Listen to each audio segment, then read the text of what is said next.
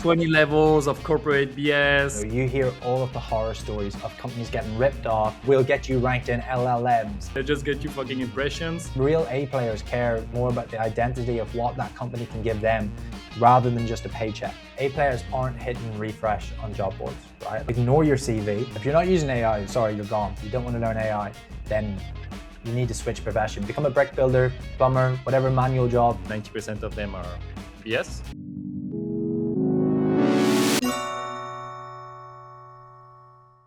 Hey y'all, I'm Sami from Collaborator Pro, a PR distribution marketplace connecting advertisers and publishers. And today I'm receiving my friend Josh Peacock, founder of SEO for Hire and Salary Guide. Welcome to the show, Josh. Thank you so much for having me, Sami. We go way back in different countries, meeting up in San Diego and stuff. So it's always a pleasure to chat. Same here, man. And actually, to be honest, you are the only, SEO for Hire is the only podcast I've been to, even before starting my own, and I remember 2 years ago coming on you guys' podcast, I was so stressed about it, and 2 years later, here we are. Yeah, now look at you. You're like a European Joe Rogan. At least, is it because I compared you to Alex Hormozy last time? You're trying to give me something back? Yeah. All right, so today we're going to talk a lot about SEO agencies, how to grow them, hiring, and Josh has a ton of experience with that. So let's get started. I'm wondering, in terms of when you want to grow your SEO agencies, what people get wrong and what is actually costing them the most, like to really get into the meat right away? Absolutely. So the one thing that we see so many agencies when they come to us and they need to hire is, the classic agency is they sign a new client, they get new business, and they think that, maybe they need an SEO manager, maybe they need a new position. But very rarely will they actually go into the ins and outs of what that person will be doing. They'll go and look at maybe an old job description they can find or something they maybe posted a year ago, and they'll just put it up on job boards and hope that they'll get that talent. Whereas what we try and get our clients to do is build out a scorecard. So the idea, Sami, is that hiring somebody should be super exciting. And I think a really good paradigm shift is to get into the mindset of how do you build something that's going to attract the best players to bring it to. So if you're able to, build a scorecard on like the actual mission of the role, the actual key outcomes of what will be a great success hire within the next 3 to 12 months, and just building that out rather than just going and getting a normal job description that's, roles, responsibilities, and requirements. In my idea, how does anybody get excited about that? And that's kind of where we see people, especially waste time, is that they then go onto job boards, think that the person's going to be on that. And yeah, they just waste a load of interviews and try and get somebody that's mediocre. And we always talk about it, mediocre inputs equals mediocre outputs. So I'll give you a great example. We signed a client last Tuesday. Activation fee went after the client discovery call, terms and conditions, everything back. And then we got a 27-minute video sales letter about this role, right? And this is a team of, I think, 30. And it was the founder that did a 27-minute video about what he wants from this person. And I'm not saying you have to go that much, but like, imagine you were the candidate and you received a 27-minute video from the founder of like what this person will be doing day to day, who else is on the team, what the kind of culture is at the company, where the company's going, where the vision's going. I just think that if people put in as much effort into their talent acquisition process than their client acquisition process, the company would just be levels better. Wow. So much to unpack already. That's so good. First, one thing that you said that made me think about SEO already, I can't turn off my brain, is like build great assets and links will come to you more or less. And that's kind of the same idea here. First, I really like that. And second, in terms of your scorecard, can you tell me a bit more about what it looks like? Because I'm really interested in hearing more about that. Because all of the job offers we see, as you said, are very generic. They look the same. And I've been guilty of that when I was trying to hire people in the past, just, like spinning an old offer and trying to make it sexy, but they're not really interesting to the top talent. So can you tell me a bit more about that? Absolutely. What I'll do is, Sami, I'll send this as well. So maybe you can like put it up on the screen while we're going through it.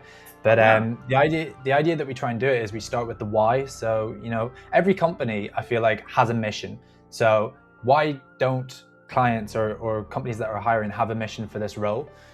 So what is the number one thing the rest of the team is currently over leveraged on because this person isn't here? If this person fails in the first 6 months, what is the most likely reason why?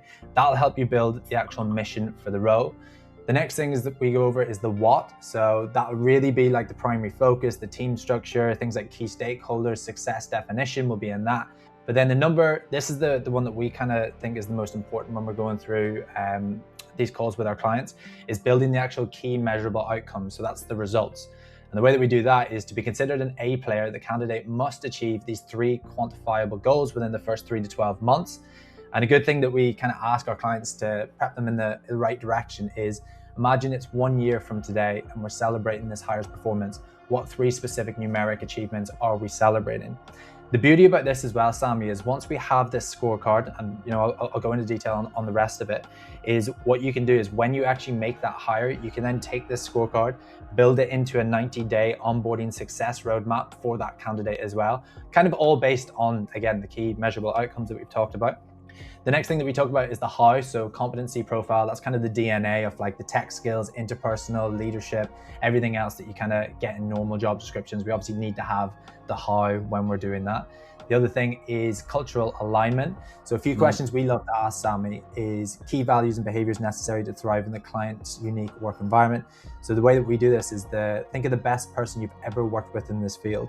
What was the one intangible trait they had made that was world class? Another great question that we love asking is, what is a core value of your company that's often tested? So how would a B player fail at that test? So again, it's just getting those values completely right, putting in red flags. And then what you can do is you can take everything that you've done on that, Sammy, and again, I'll send it over to you so you've got that template, is that you can then build an interview evaluation grid. So literally while you're interviewing people, instead of, let's say me and you, Sammy, are on an interview and we're chatting about everything and you tell me that you don't like a podcast that I listen to. And I'm like, he's not really a good cultural fit. Don't think me and Sammy would work out that well. And the thing is with cultural alignments, it's normally, if the person isn't a replicate of the person that they're interviewing, they normally are like, I don't think this person's it. But if they say similar things, but if you've got similar people in a company, Sammy, it's like building a team of checkers, right? You want to be building a team of chess pieces. Everybody's got different unique strengths. They've got different ideas. They've got different challenges that they're actually going to challenge everybody on. And it just means that they're going to be growing at a different pace. But of course, you want everybody to have the value alignment. So that's kind of what that interview, the scorecard does for us, is it takes away all the guessing game. You can either sit down with your leadership team, you can sit down for like 2 or 3 hours, build out that for each role. And yeah, that's how I feel like you'll get the best of the best. I don't think I've ever seen any any hiring processes that look like that, and I'm quite impressed. I'm not gonna lie. The first, I feel like you force everyone to think about it. Like sometimes people, we need SEO, we need to do this, and they haven't really figured out what's really the proper scope, what a win means, what a loss would mean. And just with everything that you said, I feel like you're forcing them to define everything so well. Then down the road, that leads to almost no mistake, because it's almost perfect because of this process. And I feel like in hiring, like agencies lose so much money with that. Not retaining proper talents, hiring people and then letting them go a bit after because of either lack of skills, of cultural fit. So taking the time to do that properly will save you so much money on the long term. I'm curious to know with the clients that you work with, when they hear your process, for some of them, is it like already kind of natural? Are they already doing that? Or are they just like me being like, oh, wow, that's really great. And I don't think I ever heard that in the past. No. So most of the time when a client comes to us and they want to hire, and to be fair, it's a good process to get started. They'll normally say, oh, we've got Sammy on our team who's fantastic. He's done this, our clients love him, whatever. And it's like, right, we need to either replicate Sammy or build a perfect avatar and reverse engineer from that. But again, the reverse engineering is building out that scorecard, sitting down with that leadership team, knowing the ins and outs. And you just mentioned it as well when you were replying to that about the future of that candidate being successful in the company. What we do is we take this scorecard, you build it into a 90-day success plan, which is like super easy to do with AI. And it just means that, again, like I'm sure you've noticed, you've been in different companies, that if that onboarding process isn't right, because because the interview selection and when you've got, you know, somebody selling the vision of the company and you're making that big decision of, okay, I'm going to join this company, I'm really excited. If you then go in and you're onboarded and, you know, you're kind of left in the dark, that honeymoon phase, it goes out of light very quickly. So if you've got a whole 90-day success plan and you know exactly what you're going to be doing, it just makes the whole hiring plan completely different. But again, to answer your question, Sammy, there's so much that we go into detail on these calls. We try and dissect the hiring strategy. We even sometimes as well, literally last Monday, we had a call with a company in LA that they had a content manager and a few writers below them. And the content manager has been with them, I think, for 4 years. So, you know, loyalty is there, but really finding it hard to kind of build in these AI workflows and become more efficient. So I kind of asked a few questions. I found out as well that this was a promoted writer and not somebody with like an operations background. And again, like, so we kind of go in and like, sometimes we give advice on like, that's the team organization structure. This is kind of what we would do and things like that. So I'd love to be able to say that we've got one SOP for every single call, but really it's just a deep dive into, you know, what's going right, what's going wrong, and seeing if we can add any value.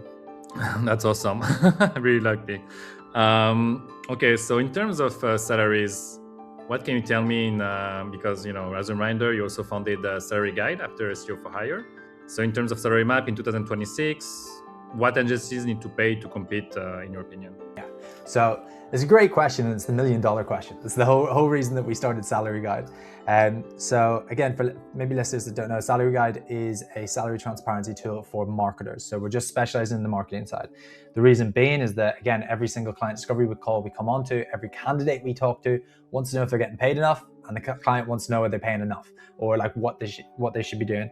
Because again, when it comes to salaries, I don't know about you, but you know, you see the amount of roles that are advertised and you see no salary on it. And it's like, why would anybody apply to something it could either be too low, it could be too high. It's just, it's weird in my opinion. We're actually going through a rebrand, and for my headhunting company, we're putting our pricing on our website, which is like unheard of in any hiring company. And the idea is that we're transparent. We don't want to waste anybody's time. I don't agree with the whole sales process of like showing your value. Like, we've built the value, we should have it there and then.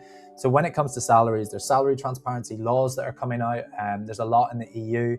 That's how we got picked up in Forbes, Daily Mirror, and a few other things, is we're kind of going on the back of those salary transparency laws that are coming out. But to answer your question, Sammy, there's no one salary that fits all. And that's really what we're trying to solve with Salary Guide. Is there's so much granular data that needs to happen. So for example, let's say a SEO manager in New York, right? You could have an SEO manager in New York that works for an e-com brand. You could have one that's just been VC backed. They've just gone through their Series B funding. And then you could have like an agency that's been in New York for 20 years, Inc. 5000 or whatever, right? All those salaries are going to be different because of all the different granular data that you need to go in on that. All I can say is, for agency owners, for companies, for anything, please advertise the salary. It doesn't matter if it's a range that could be a 20 grand difference in range, right? As long as you advertise it, like it's such a black hole when, yeah, I just don't understand why people do it. We did have one client, one of our clients in Dubai, that me and him went back and forth about salaries, and he said that he wants people to come to him. So if they advertise the role, he wants people to come to him and on the interview, basically like showcase why I should be paid X amount for whatever, right? Which is, he's like, agencies have to do it, freelancers do it. Why don't people that are getting full-time jobs? And I don't disagree with that. I think that's a healthy thing, because I know this person, I know that he's honorable, and I know that he's been on my podcast before, and he's talked about how he's never regretted paying more for a hire. So I get that he's in that little camp. Yeah. But like, I've when we were in San Diego, Sammy, actually it was the more recent one in September, I chatted to an SEO director who is in New York, who I think was on a 200K salary. And let's say he had 2 interviews and he went in person to meet them. They had advertised the role at a range that he was in. He went in and they lowballed him ridiculously on it. And they said that they used AI just to think what the salary was going to be. So he was lowballed at, I think it was like 40 grand each one. But the crazy thing about that is that because the salary wasn't researched and because they had the wrong one up and they wasted his time, he's in a group of 10 other people and me talking about that. I'm not going to name the company, but like there was 2 companies there that now those 10 other SEOs and myself will never recommend to any other candidate. It's a dark room to get into, which is why we're trying to. And if you go on the salary guide, you've got like the person on the hero section looking into the light, because it's like salaries and stuff. It's confusing for everybody. So we're trying to like bring the light to the tunnel. It's all going to be there. The data's there. Yeah. Transparency is key. Like when I see a job offer with no salary range, at least give me a range, as you said. I'm not even gonna apply. Like I see if it's a dream company, I'm like, I don't have time for that. I feel like they ask you so much in terms of skills and background and everything else. At the minimum is to provide a range on what you're gonna be paid. Otherwise, you're wasting people's time. So please, people. Yeah. Please, hiring managers, put the salary range at least in there, and please put something that's actually accurate. Because if you're hiring, like you're spending time preparing, audits, presentation, and none of that, and then you're getting lowballed, no, I'm sorry, that's so disrespectful. Honestly, and again, it doesn't even have to just be like, of course, put the salary range up, but there's whole total compensation. There could be 401ks, there could be health benefits, there could be everything else. But like the idea is, and again, I had to do this for myself. When I first started in business, I used to think, right, you put up a job, you're going to get people come in. But I switched my mindset to everything that I should put out, I should be like selling them on the vision on why they should work for us, not the other way around, like why this person should. Do you know what I mean? So we completely changed it on that. We've got like training, development, like there's so much stuff you can do in that now to really, really showcase the importance and just basically sell them on the vision of what you're doing. Makes sense.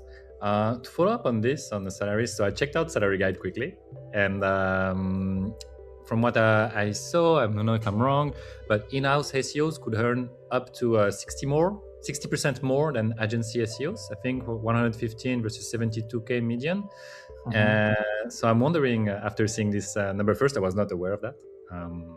How do you think agencies can compete with in-house roles to retain the best talents? So the thing is with agencies hire, at least in my experience, they hire a lot more.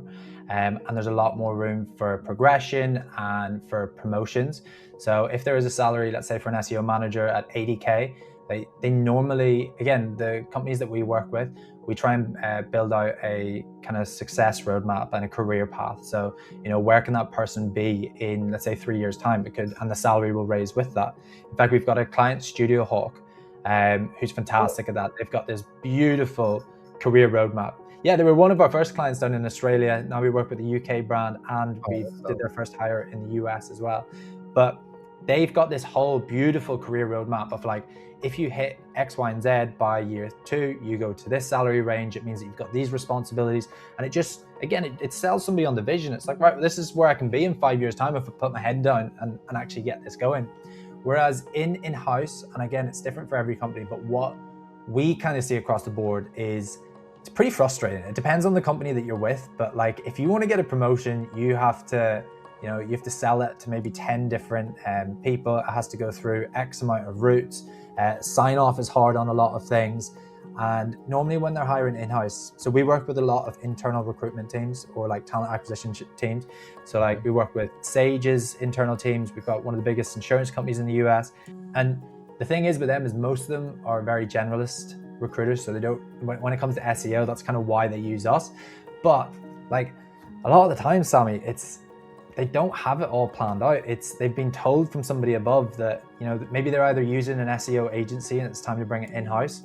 And they've just been told, right, this is what the agency's done. We want somebody in-house to do it. And that's kind of the way it looks. And I feel like as well, if you asked me that question 2 years ago, I feel like in-house brands would have been more safe as like a safe bet for a job, more secure.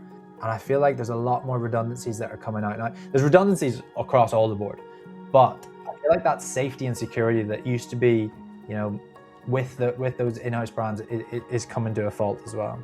I agree. I was in-house from like 2020, 2023. KuCoin, big crypto exchange at that time, it was top 5 crypto exchange. And as you said, there's several things. First, as you said, like to get a promotion. Also, it was a Chinese company, and it was a bit different. But that was a fight. That was a fight for everything. So you better negotiate really well from the start. I was lucky, I did. So from the start, I got a really nice package, and I realized I was lucky because then any negotiation was super hard. And another thing is that even in the same team, so I was with teammates. I had maybe the most experience, and there were more junior roles in the team, but the gaps in salaries were ridiculous. And this I realized at the end. So I was making like 3 years ago quite a good salary. I was making 105, I think, plus bonus, so around 125. And my teammates were making around 40 to 50 on average, which was quite crazy because I negotiated. Okay, I had a bit of experience, but I was not providing 2.5 times the value, of my teammates. I don't think so. So it's always something to keep in mind that have some crazy gaps there. So it's better to negotiate well from the start, because then you're not sure when you're going to get another opportunity to improve the situation again in those situations. Versus, from my experience in agencies, it's always a conversation. I feel like you can always talk about it and you prove yourself, and you can talk about it again. So different words. I'm not saying one is much better than the other one, but different words in my opinion. Just to add to that, Sammy, so a lot of people come to me and ask me, if I was trying to negotiate a salary or whatever, what's the best way to do it? My best advice is to go to, so if you're in a smaller agency, mid to small agency, you're normally either in direct contact with the founder, or you're like let's say 1 or 2 emails away, whatever it is. If you don't know how you directly impact the revenue of the company, which is the only reason you're going to get a salary improvement, you just go to the founder or go to the CEO or whatever and just sit down with them and be like, look, I really want to increase my salary, but of course I know that I'm going to have to increase the revenue to help with that. And if you don't know what those are, you just ask, just like, what are the 3 things that is going to, from my role or from like what I can do, or even the people around me, how do we make the company more money so that we can justify this? Normally you'll get like a whole blueprint. And again, as well as that, if anybody goes to a CEO or founder of that, the CEO is going to be like, this guy or girl, let's stick them around. They got their head screwed on. Try and do that in an in-house company. It's basically impossible. Like, it's impossible. No one knows 20 levels of corporate BS, 2 months to get an answer. Another committee legal is gonna think about it, and you're just stuck, and you're like, all right, cool. Let me just do my job and exactly what they ask from me and nothing else. That's just the thing. And I feel like I've just bashed in-house companies for the last 5 minutes. I haven't. I'm just saying, when we talk about the original salaries being very high when they advertise it, there is caveats to that and why that is. That's great to be able to give that breakdown and I said, oh yeah, go in-house, that's it. No, I think it's always nice to give nuances and be like, yeah, you can make maybe a bit more money, but there's other things. The salary is really important, but there are other things, the vision, the culture, the growth. For me, that was one of the most important things that you said when you answered the first question. It's something that I rarely experience, is to have really this growth plan. Like, okay, what does it look like after 1 year? What would the success mean? After 2 years, you could be doing this. And I remember being so excited. Okay, this was 6 years ago. So it was the first time hearing that for me. I got so excited because most roles, they would just be like, yeah, we need you to do this and this and that for us. And they would never really put you in the equation of projecting you, in the future and be like, okay. And once you start projecting yourself, I feel like your work starts changing too. You take on responsibilities in a different way. You really want to tackle problems. You really want to bring more value. You don't see yourself as a basic employee anymore, kind of, is what I'm trying to say. You see yourself part of the company, and I think it's a win-win for everyone. Yeah, I can give a great story on what you just said, Sammy. We've got a client in the US, and they came to us, must have been a year and a half ago, to hire two SEOs. We found one of them, so his name's Charlie. He's based down in London now, and they worked with each other for the full year. And again, our client, Peter, put together this whole career roadmap, where the company's going, all of this stuff, brought him in, really, really spent time. He's a guy that has a Google Sheet or a Google Doc for everything you can think, super system orientated. A year later, he offered equity to Charlie, and Charlie is now the head of SEO with equity in the business because of how well they gelled together, right? And I'm not saying that every company is going to do that, but common sense business will tell you that two people that get together, or a team member or whatever, that completely just grows the company, grows the team, it makes sense to be able to offer them down the line. So again, from the client side, you need to be advertising it the right way and like doing everything just making it as attractive as possible to bring in people like that are just going to exemplify the growth trajectory of the company. So just to go back quickly to something that you said, in-house versus outsource. So I'm wondering when, depending on the stage of your company, when does it make the most sense to like try to hire in-house, outsource, use platforms? I guess it's more depending on the stage of your company, but maybe it depends on other factors. And I'm really curious to hear about your thoughts on this. Of course. Yeah. We get this question five times a week probably, and it really just depends where the company is. And I'll give you a great example. So my sister's got a supplement business. They're doing well, but they're not massive. She hears me talk about SEOs and people doing these results and all this. She's like, right, we need to hire an SEO. And I'm like, no. I was like, you guys aren't at the stage of that, right? You guys are still like fixing funnels and helping with conversions and trying to get subscribers and whatnot. You're just not ready for a full-time SEO. But what they are ready for is, maybe getting somebody on as a freelance project work. Maybe it's 20 hours a month, whatever it is, low-hanging fruit, finding out, going into the depth of the actual business and trying to make differences that way. Then you've got we actually have clients that are agency side and in-house where we've taken them and switched them around. So they've either stopped using an agency to build an in-house team or vice versa, which is quite funny. But again, it really depends on what the business is and where it is. Where we kind of look at it is if you're really specialist and there's not an agency out there that specializes in whatever you're doing. Let's say it's law, let's say it's SaaS, whatever. And you can find somebody that's like, I don't know if I can swear on this, but I was going to say shit hot in what they do, and they've got that.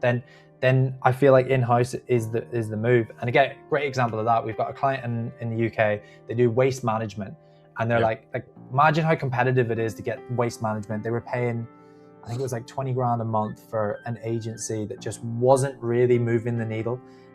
We hired a SEO manager who had been specialized in like skip hires and stuff before. So it turns out like the exact same experience this person wanted. They were freelance as well. So went full-time within 11 days from when we signed the client as well, which was pretty fast. But again, like the difference in having somebody that like understands that niche to a T, has been doing it for like 5 years, can just come in and like change the low-hanging fruit that agency may have been like ticking off every now and then. So yeah, I'd love to give a concrete answer, but it really depends on like what the business is, what the objectives are, and where they are on their stage of the journey. Well, you said it depends. Perfect as you answer.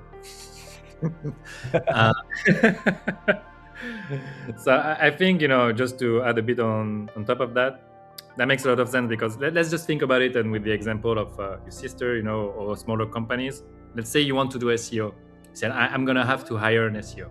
All right. Let's say you want to hire him in-house and not or her, and not use a contractor or an agency or a platform or whatever.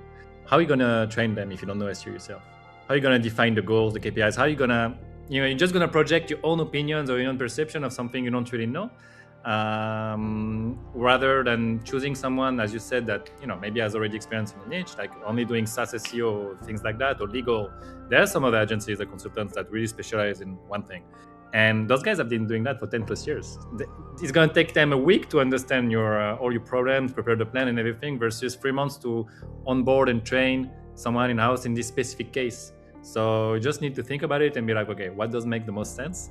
And maybe later on, you can start building the team with this person as a consultant first, and then hiring it part-time and then full-time. But I think going step by step makes a lot of sense, and there's probably not a definite answer on that, but just think about it. Try to think what makes the most sense at your stage, and don't rush. That would be just my feedback. So, Sammy, we thought about doing this service probably for the last 4 years, since like you're in SEO, you hear all of the horror stories of companies getting ripped off and just having this whole like facade of this is what we're doing. But again, literally what you said, that person doesn't understand SEO, or the company doesn't understand SEO. So as long as they see, oh yeah, we're ranking for this keyword, and somebody's put the word backlink into the strategy, it's like, oh, these guys are fantastic. We're doing backlinks, guys. We're doing backlinks. All right, we're on top of it. Okay. We're doing that, and let's say the business is growing from other efforts and other channels. They're just like, oh yeah, keep them on. We don't want to change it because it's not going to work. So what we thought about doing ages ago was having a service where companies could just bring us into, let's say, a strategy call, a monthly strategy call, or even we could bring in people like, let's say you, or like other people in our network, that you could hire them for one call. They just break down the report, and like you can't joke about like what you're doing with somebody in front who actually understands SEO. And there's so many cowboy agencies out there. And again, yeah, we've thought about it for a long time, because we just hear horror story after horror story, especially today with buzzwords like AI visibility and AEO and, you know, oh, we'll get you ranked in LLMs. It's crazy. It's a wild western out there still, even in the day of AI. I love it, I have to be honest. I love seeing all the grifters out there because I know who's who. I'm like, oh, the masks are off now. No problem, guys. It's fine. I've been building, testing AI stuff in the background, but I'm not communicating anything on that right now because I'm not sure yet. I don't know yet. It's still so fresh. So I want to be a bit more cautious. But I do appreciate people being upfront with it, because then, oh, you're going to get those amazing mentions on LLM. How does that translate into revenue? Baby babu. Oh no shit, they just get you fucking impressions and you're paying top dollars for no extra revenue. So yeah. Next, what do you have? I wanted to ask you about scaling an SEO team without having your best people leaving, like talking about retention too, and going maybe a bit beyond salaries. I think you already touched on this point with the proper growth plan, the plan for the employees. But is there anything that you want to add on top of that? So again, I probably have a different opinion to this to a lot of people, but I think, like, see if somebody tomorrow on my team wanted to leave and had a valid reason for it, I'd shake their hand, right? Like, cool. Like, I wish you the best. It's my job as a founder to make sure that you stay for as long as possible. And the market reality is that it is survival of the fittest out there, like that's why you have to be competitive on salary. That's why you have to be competitive on everything else. But again, so I'll give you a quick example. So when we sign a client and we're trying to make their role as attractive as possible, so we go into depth about their employer value proposition, which is basically like why a employee would leave another company to join you. So we try and make that as concrete as possible. We build what we call the golden recruitment formula, which is like a private landing page. The idea is to like move away from normal job descriptions. We've got a video from myself for the team talking about the role. We go into depth about everything that company is doing, the who you'll be working side to side. We put in like LinkedIn profiles in there in case you want to have a snoop around and see who else is on the team. We put in, as I said, the career roadmap that we've got. You've got like one thing that we try and do is get our clients to do like a one-page strategic plan of like, again, where this person will be, why they actually would like fit into the growth trajectory of this company. And again, there's so many things you can do. As I said, like a video to me is like, it's so easy to do, but it's so strong in a world, especially in AI, where there's so many jobs descriptions out there. Like if you came across and you've seen, let's say Sammy, for you hiring for your company at the minute, you've got European Joe Rogan sitting there with his professional microphone talking about how much he loves the company, where it's going, all of this. I feel like that's the stuff that stands out, and you're kind of showing that personality through that. So that's what I would do. And again, I feel like maybe every month look at your competitors who have got the best team, find out what they're doing. A lot of the time it does, especially in the agency world, it does go down to what the founder is doing. Are they at events? Are they talking on stages? Are they posting value on LinkedIn? Are they, posting about the rest of their team wins, all of that? I feel like, again, it's one of the first things that we do if a client discovery call gets booked into me, first thing I do is go and find out like what their employer value proposition is. So I can actually come to that call being like, look, if you put out a normal SEO manager role at 100K salary, yes, you're going to attract people because of the salary, but then they're going to, that fades off. Like the real A players care more about the identity of what that company can give them rather than just a paycheck. And I know that might sound crazy to a lot of people, but for somebody that deals with a lot of very successful marketers, like it's the common question that comes up all the time. Where will I be in 3 years' time? What does this company provide for X, Y, and Z? So it's really, really about sitting down and building out that employer value proposition. And again, there's some great videos on YouTube that go into detail on like how you do that. this is more for the hiring part. I was wondering also, once they're already hired, if you have any things like any system to kind of gauge the satisfaction, or maybe, as you said, try to understand what the competitors are doing. How often do you recommend to have reviews too? I think it's something that I didn't have enough in the past, employee review and be able to talk with my manager, things like that. Once you already have the talent, in order to retain them, do you have any other tips for that? Yeah, every 90 days. Every 90 days do a proper review. So one thing that we do, so we offer a 1-year guarantee on all our placements. So we need to make sure that candidate stays for 1 year, and that's our USP. Every other hiring company is about 12 weeks.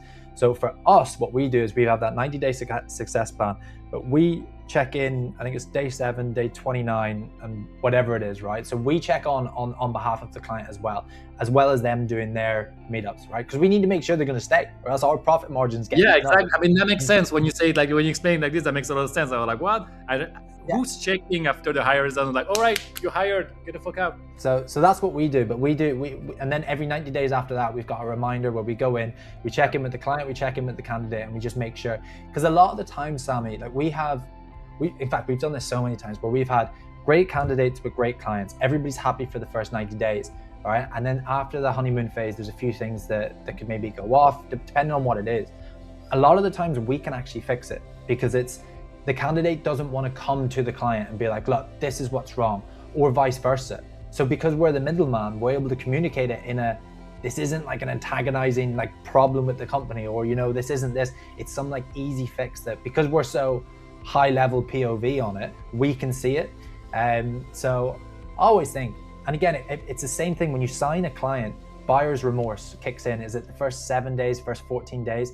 Like if you over communicate with what's happening, like buyer's remorse disappears, right? It's better to over communicate than ghost. And I think the exact same thing needs to happen. You need to put the effort in with the team members. You need to be making sure that every single 90 days you do a proper sit down with them. And it's like, right, last 90 days, what are we looking at? What can we get? And again, one thing that I do with my team every month when I'm doing monthly reviews is question I always ask is, what can myself or the company do to help you better perform at your job, right? And luckily, there's not always a lot of things, but it could be small little communications, or it could be something that's so easily fixed that I feel like everybody's always focused on growth, rather than like what can be fixed. Do we need to slow down on hiring before we bring other people in? And also, the best way that you can improve your onboarding and hiring plan, Sammy, is ask your new hire. Honest feedback. Hiring plan, was there anything that was wrong in that? Is there anything that we didn't do? Is there anything we could improve on? Super, super easy just to ask for feedback. I love optimization loops, and you seem to love them too. The way you're telling me the story, and especially with the check-ins every 3 weeks, 3 months, etc. This way you can always come back, optimize, see what didn't go well. Like basically you can build like a perfect offering quite quickly, I would say, with this model. And I feel like most people tend to be like, all right, that was a good fit. Okay, thanks, bye. And maybe do a bit of follow-up, but not go as deep in those details. And I really love that. I'm a nerd, so keep talking. I love it. Awesome.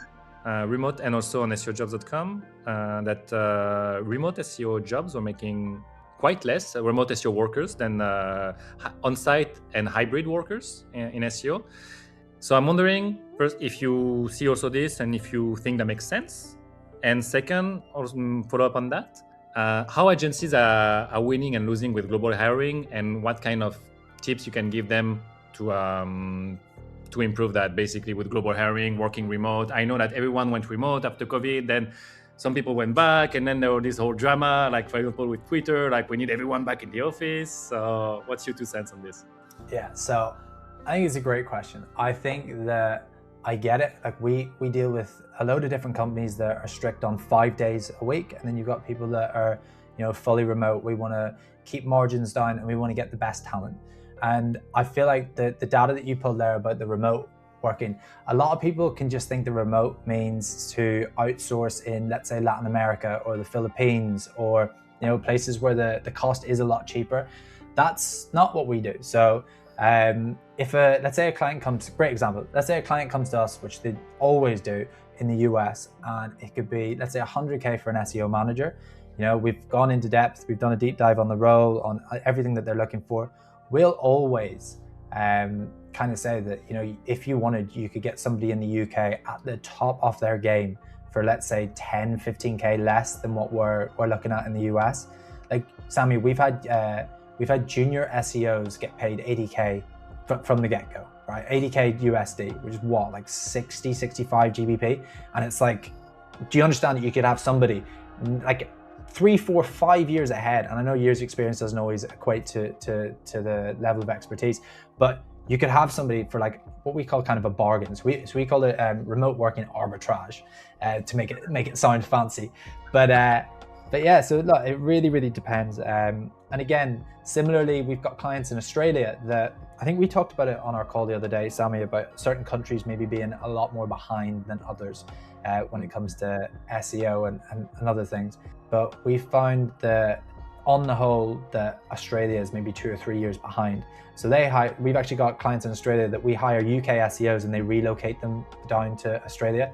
We do the same with a few of our clients in Dubai, where we've got UK SEOs and relocate them over to Dubai. And the reason is we've got a vetting process, and on average, the UK market is where we find the most talented SEOs. So in terms of remote working, that's kind of what we do. We don't really hire down in Latin America, or somebody where you have to like fully teach somebody. And I'm not saying everybody, by the way, there's very talented people down there, but a lot of the time you have to either teach them SEO from the start, or they've got a basic understanding. So more high strategy and stuff, when we talk about remote, it's normally like coming from UK, Europe, hiring for a US company. And again, like, you've done it before, you've worked with a US company. It's exciting because you can get paid more. It's like US type of work environment. A lot of people really love that. I love the US mindset, especially in comparison to the French. First, like we said, Australia is 3 years behind. France is like 10 years behind. It's really not interesting working for French clients. Also, the mindset, like the way they ask things, the way they want. I feel like the US, they properly give you a shot. It's like, go do your thing. We hired you for that. Go do your thing. You have like a proper shot of doing it.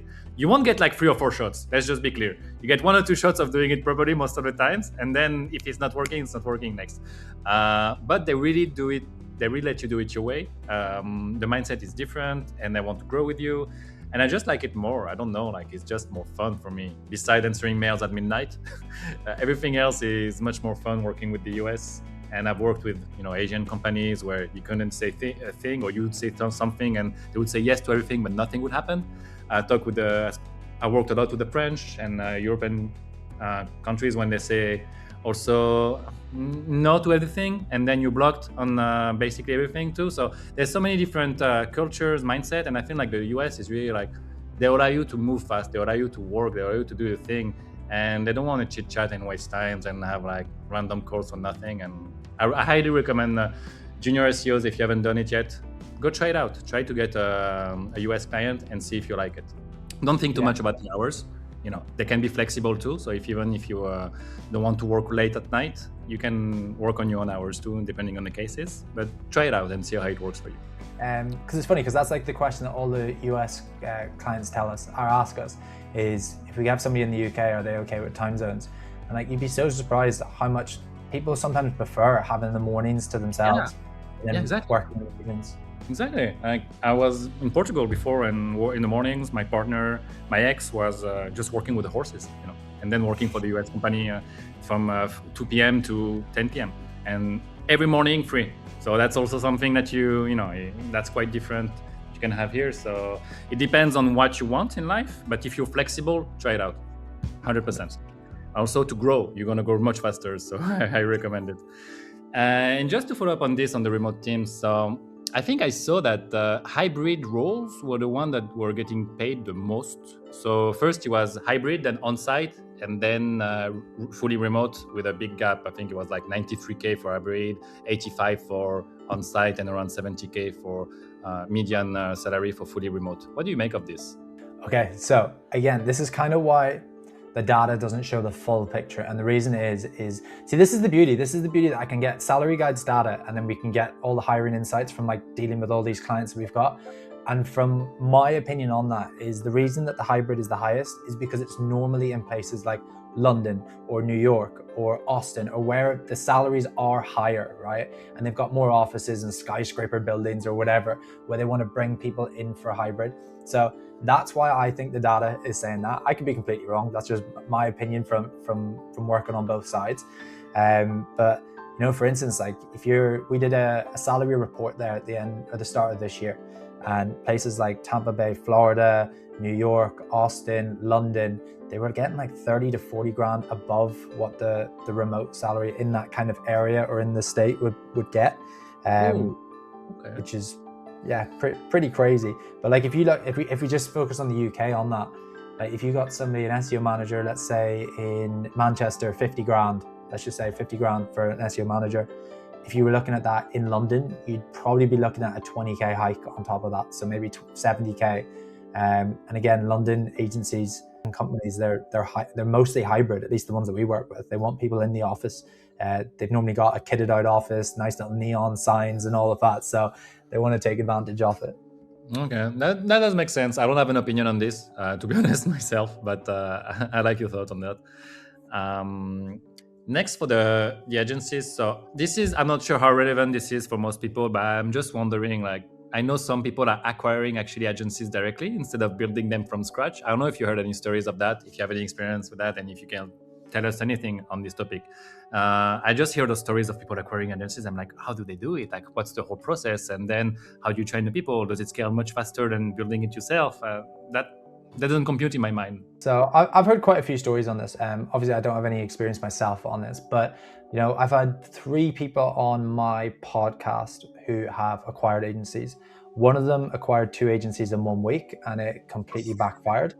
He basically made a big sell of one of his agencies, decided to buy 2 other agencies, and it just completely backfired. And he talks about it in detail on that. That's Nick Eubanks, if anybody wants to check it out. He's very open and honest about it all. Love that. And then we've got like a client, rankings.io. So Chris Dreyer, he has, I think, doubled revenue for like, I think it's 12 years or something. And only recently he's now going and acquiring other law digital marketing agencies in the US. We've got Jason Hennessy, who's the same. He just got, I think, I don't want to say the wrong numbers, but he got a majority stake shareholder bought him out. It was a private equity firm. And I think he's now going and acquiring other agencies. In fact, he is, because he did a LinkedIn post about how he was traveling to Miami, and normally when he travels to Miami to this law event, he's trying to capture talent. So he's trying to get like the best talent in the room to come work for him. He's now looking at the best agencies that are there to acquire, to bring under their umbrella. So sure. I can't really give 2 cents on it, but I just feel like I hear a lot of the times you have to go and build your agency first to understand the agency. You can't just be like, oh, do you know what? I've got a decent idea. Let's acquire all the pest control companies in the US. That's our niche, and go out and do it. Like, I don't think that's going to work. So yeah, I can't give much other advice on that. That's already so cool to hear those 2 examples. Because for me, I never had my own agency, so that just like ideas and everything, and seeing that people are actually making it work. I think I heard it a bit more in legal, actually, now that you mention it, legal SEO, people doing that more often, and maybe local services a bit more. Yeah, and so one of our clients down in, so they're UK, but they're down in Australia, J-Wing, they have got a few other companies that they've bought down there. But again, I remember chatting with Tom, the founder, and he was talking about the importance of, if you're acquiring a different company that's got their own company missions, values, the way that they kind of do work, and you're trying to bring them in and work with your current team, and if it's a completely different mismatch, they've got that friction and it just won't work. So there's so much, again, I've never done it myself, but there's so much that you have to go on the back end and just make sure that everything fits. So it's kind of like the perfect puzzle piece. Okay. Well, so last year I bought a domain called sammyrush.com. And the whole joke was to create tools, put that on there, and then tag SEMrush and be like, do you want to acquire me? Because they were already acquiring everyone last year. I will let you know, guys. I will update you and let you know how it goes. Maybe this is how I'll make my 7 figures. Who knows? I was going to say that you won't tell everybody, but there will be signs. The mic will be plated gold. Exactly. You're doing well right now? day to day. All right, final questions, and then we can move to the rapid fire section. And I think you're gonna love that one.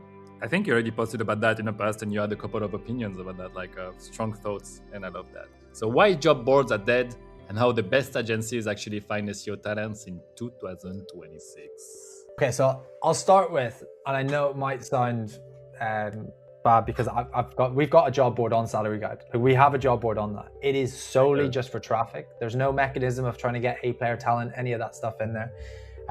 My whole thing where I stand is A players aren't hitting refresh on job boards, right? Like, I'm sorry, but they're not.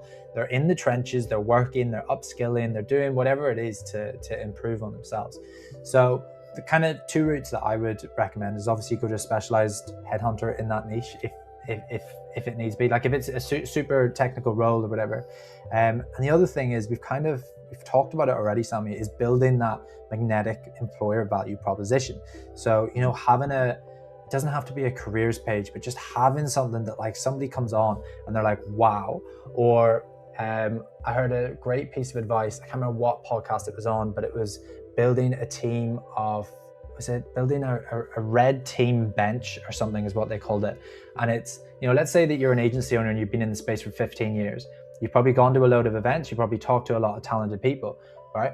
Why would you, or you've probably done a lot of interviews. Why would you, let's say you hire somebody else for that interview and you had 3 other people that maybe were, you know, 2 years behind of where you want them to be, or you could see them fit in the company, but just not right now. Keep them warm. Keep them warm for the last 15 years, right? Like, build on that employer value proposition and always have a bank of people that you think would fit, you know, cultural alignment, you really like what they were doing and stuff, and just have them ready to go, that, you know, you're staying in contact with them. And who does this really good is, I don't know if you know Carrie Rose, who owns Rise at 7 in the UK. She's fantastic. Like, if you look at her, she's got the MD of Canada Goose. She's got like all these high level people that have now joined them, and they've in every one of her LinkedIn posts, or every time I've chatted to her, normally they worked together 10 years ago or 8 or whatever it was, right? They worked together way back and they've just stayed in contact from then. And she's like talked to me before about it, talking about how I've told them that when this role becomes a thing at my company, that person will be working with us. And again, it's just the same with a lead, right? Sammy, you get a big lead that comes into your company, right? You're not just going to have one call with them and, you know, if it's not a good fit, that's it. You're going to follow up, especially if they're a great lead and you think you'll be able to do great work with them. You're going to follow up as many times as possible. It doesn't matter how annoying you are. Yeah, and actually sometimes it does happen that they're not the best fit right now, and, you know, a few months after, they're much better fit once they're at a different stage, or if they have different resources, budgets. That doesn't make a lot of sense that that works on the other side too. So basically, be genuine, keep your connection, your network, you know, be a decent person, and you know, this way you're gonna be able to stay in touch with people and be able to keep the top talents when something opens up. Matches the talent, and not just hire them because you want to hire them even though it's not the right moment or you don't have the right role for them. So that's really a great feedback, and more like on the, you know, soft skills. And I feel like we always focus on the rest and not the soft skills. So I appreciate that. Yeah, absolutely. And again, like, we've got so many clients that come on these discovery calls now, and they kind of turn around and they, let's say they're the owner, but their role is basically the head of SEO, right? They want to step away from that. We've had people come to us being like, well, we want to hire somebody that, you know, can go to the Brighton SEOs or go to the events. They can chat with the talent that's there. Yeah, literally you, like, be a face of a brand, get on a podcast, do all of this. So again, literally what you said, it goes so much further beyond than, you know, being able to rank a site or being able to do X, Y, and Z. There's a lot of things that clients come to us asking. So yeah, there's a lot of things we could talk about. Wow, thank you so much, Josh. Now time for the rapid fire. Let's go. I'm trying new sound effects for this podcast. So we talked a lot about the agency side of things. I would like to not forget about the SEOs themselves, the consultants, the employees. So I'm going to ask you a few questions for them. So what's, for example, the biggest red flag you've seen on an SEO CV that makes you immediately pass? Or you got this feedback from a client being like, okay, this is a no-no. So what's the biggest red flag on a CV for an SEO consultant? A CV profile, yeah, basically. Yeah, on your LinkedIn profile. Yeah, so I'll give you a little quick thing on a CV. So there's a guy who put, I can't remember, it was like those eye readers on his recruiter's eyes to see what they were looking at on CVs. and I think it's the average CV it's 6 seconds, right? So Yeah. so my answer is not going to be a great answer for you. It's to ignore your CV and do everything you can on your LinkedIn profile to like build out like what you're doing, build a case study report, build a, we've got a good friend of mine who's very talented SEO. He's got his own website. So you go onto his website and he's got everything that he's done. He's got the case studies, he's got the clients he's worked with, he's got everything. Literally the way that you would look at an agency homepage, right? He's done the exact same thing, but just for him. So SEO consultants, depending on how high level you are and how many clients you've built, put together a portfolio and make sure it's nice looking as well. That's what I would do. I would ignore the CV, frankly. That's my opinion. But yeah. I love that. That's great. And one thing we really bad at doing, I feel like, as marketers, is to market ourselves. I feel like we're great at doing that for clients, but when it's time to do it for ourselves, I don't see many people like being consistent and really putting the efforts into doing it. So yeah, market yourself, create your website. Honestly, the effort that you said there, Sammy, right? One thing as well is like in the day and age of AI being able to mass apply for everything and like CVs like not mattering that much, make a Loom video, take a 3-minute video. If you're out on a walk, doesn't matter where you are, take a 3-minute voice note, whatever it is. Just be like, I love the company, I love what you do, I want to be part of it, this is the value that I create, I'd love to have a call. Even if they're not hiring, like get literally what you said, effort. That if you show up and you really want it, that is one of the biggest, most important things you can do. Show that you're different, that you care. This was kind of coming to my next question. So the context that AI is coming for SEO jobs, it's coming for all the jobs. The question was like, which roles gets automated first? Which one are safe for the next few years? Considering also that right now, only 14% of SEO job listing at junior levels, most of them are around 60% at mid levels and like 30% seniors. So I was thinking, what can juniors do to differentiate themselves?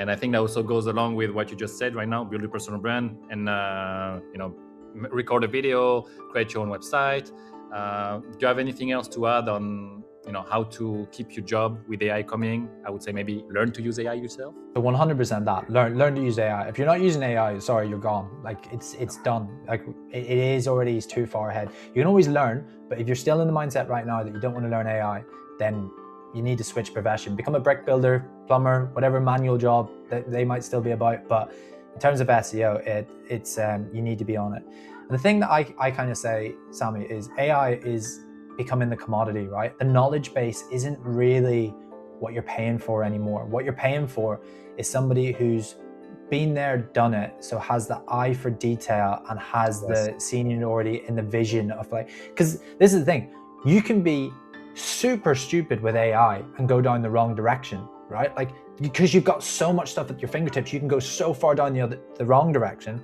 But then if you've got somebody that understands, like they've been there and done that, they've been in different agencies, they've been at different companies, they actually understand SEO and they understand like the revenue impact and everything else, then that person, like they're getting paid more than ever right now. You see Anthropic and you see OpenAI come out hiring for SEOs, but really apparently AI is going to take their job. It doesn't make any sense. So that's one thing. The other thing I would say is, honestly, just become an open book and ask as many people as you can for help. If I was a junior right now, I don't care how many people I'd be annoying, right? I'd be putting up LinkedIn posts 3 times a day. Hey guys, I really want to specialize down on this route. Is there anybody that can help me? Like whatever it is, whatever value you can give back to it, which in the nicest way, you won't be able to give a lot of value back because you're junior level. But like, there's people out there that do want to help, and there's a lot of people that get a lot of fulfillment from being a mentor or guiding people on the right direction. So I would say, if you're not learning AI, learn AI. You're now in that, like, Notebook LLM for learning is the biggest hack in the world. You can take, I think it's 21 different knowledge-based sources and turn it into a podcast that talks to you, right? And contextualizes it to whatever scenario you're in. And you can just learn, you can do quiz briefs, you can do everything. So do that, get to as many events as you can, build a circle around the network. Like, it's all advice that has always been there, Sammy. Like getting a mentor, all of that, like it's always been there. But I just feel like now people are so scared. I don't know if it's because of COVID and everybody being locked in a room for like a year or whatever, but like just get out there and try and learn as much as you can.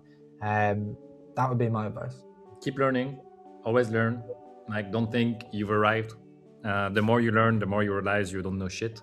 So keep this mindset of experimenting, like kind of almost a child's mindset, like when I see new things, I'm like, oh, what's that? How is it working? Like, what can I do with that? How can I make it work for me? How can I be faster with that? I just like try to experiment, and then I'm wrong like a lot. And then I try again, and then I improve. And it's just the mindset of wanting to experiment and improve and not being afraid of being wrong and making mistakes. But sometimes for that, you need enough experience or you need the right environment. You don't always have the luxury of being able to do that.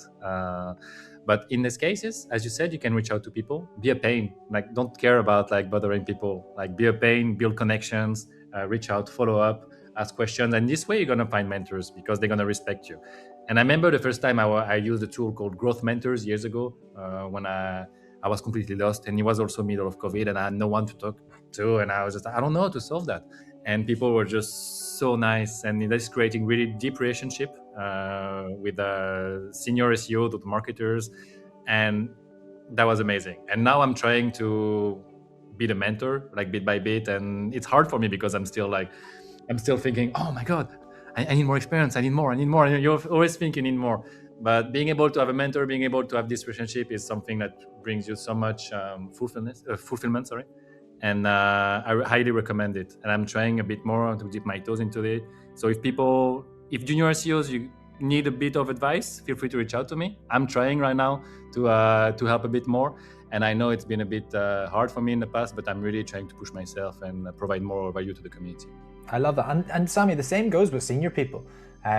Piece of advice my dad used to give to me was, stop trying to make sense of the world and wake up every day as if you have no idea what's going on. So try and learn as much as you can. And I feel like there's a lot of people at a very senior level that think they've got it all figured out. And one of the beautiful things, I spoke at an event in London last summer, and it had some of the best SEOs for in-house brands, like Aviva, Eventbrite, all of this. And everybody's kind of asking all these questions. And it was so nice to know that everybody in that room still hadn't got it figured out, right? There was still like, look, if everybody's being honest, we're all experimenting with what's going on, right? And it was so nice because it was away from the LinkedIn noise and the YouTube video of this is how you do this. It was... Oh, this is how I 10x my clients' traffic in 2 days. Like, oh man, like this is an issue too. Like people see those success stories everywhere, those fake case studies, and then like, I don't know, I don't have results like that. So, I mean, at least for me, it was like that. I didn't want to share because I'm like, I didn't 10x the traffic in 3 weeks, and then you start realizing that 90% are BS, and your case studies are relevant. Share them. I wish I started sharing them earlier, because then you learn faster too. You receive feedback. Even if you get trashed, you're like, oh, okay, people reacted this way to that. Okay, you get data, and then you can improve from this data. Whereas when you're alone and you're not sharing anything, you just have your own mind and opinions, and you just bounce back the same ideas, and you're not really growing much. And I see the difference when I talk with people. I just have so many more ideas. So I feel like there's a lack of connection and meaningful connection right now, especially with the LinkedIn AI stuff. I think it's the same on Twitter. People just commenting AI nonsense. So be genuine, and you're going to be different just by being authentic, by being yourself. You don't have to do so much. Just write something that you thought about. And that's already big, because everybody is just overusing AI and relinquishing using the brains. Last couple of questions for the rapid fire. Do you have a conference, an SEO conference that you prefer, that you think every agency owner should attend, and maybe one that's overrated, if you feel comfortable sharing that too? We love Brighton SEO in San Diego. Yeah. We love it because a lot of our US clients are over there, so we get to meet them. There is quite a lot of great speakers at that. I used to be, when we first started, I was going to kind of like every single event I could get my hands on. But right now I'm just trying to focus on the US side of thing. But as well as that, I also think there's a lot of agency owners out there that might look at just SEO events. We've got clients that, let's say they special in the travel and industry sector. They get more leads and they're able to learn more if they go to those kind of events. So yeah, I can't really speak bad. I'm trying to think. I'd love to speak bad about an event if I could think of one. I don't mind holding back, but no, I can't think off the top of my head. Well, I would say, ISS Barcelona is not the best in terms of, in my opinion, in terms of level of the presentations. If you're already a bit experienced, if you're junior, I think it's still very good. For the networking and the vibes, though, it's really nice. But in terms of representation, I feel like it's a bit weaker than other conferences I've been to. Yeah, it's in the World Trade Center in Barcelona, isn't it? So it's like beautiful by the sea. I love Kirsty that helps manage it. She's great as well. Yeah, I have lots of friends every time there. Like, it's really nice to go and say hi. By the way, which conferences will you be going in the future? Am I going to see you at Brighton, UK, maybe in April, May? Or? Maybe. I'm trying to move over to Austin at the minute. So if I'm there, it's kind of it's a lot to come back to the UK to then go back. So it depends if I'm staying in Europe side, but I'll keep you updated. Again, I'm going to try to go because our team's growing in the UK as well. So it would make a lot of sense to bring them all down there. So yeah, I'll keep you updated, but I want to go to a lot more events. I miss everybody. It's nice doing podcasts and talking to people online, but it's way better meeting everybody in person and get the real details of what's going on. Get hammered together. Yep, it's the best. Man, thank you so much, Josh. That was so lovely. Tell me, where can people follow you, and do you have anything you want to add for the end regarding your products or anything else? Yeah, so if you want to follow along, Josh Peacock on LinkedIn. I post there every single day. Josh Peacock on the Agency Growth Club on YouTube. I do podcasts and videos over there. And then salaryguide.com, everything else. Don't really have anything to promote. Just if you want to follow along, if you want to ask any questions, feel free to shoot me a message. Well, I will promote you. I completely vouch for those guys. They're really, really, really amazing. So if you need any needs for hiring, please reach out to SEO for Hire. And please check out Salary Guide. It's still a bit new and fresh, but I think it's going to be super promising.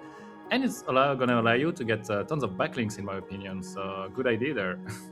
Well, thanks again, Josh. So as you said, they can follow you on social. And that's it. I hope you guys enjoyed the talk. If you find any value in it, please subscribe, share the conversation. You know the drill. And also, please check out Collaborator.pro. We are a PR and distribution marketplace, connecting advertisers and publishers. And until next time, thank you for watching. Bye.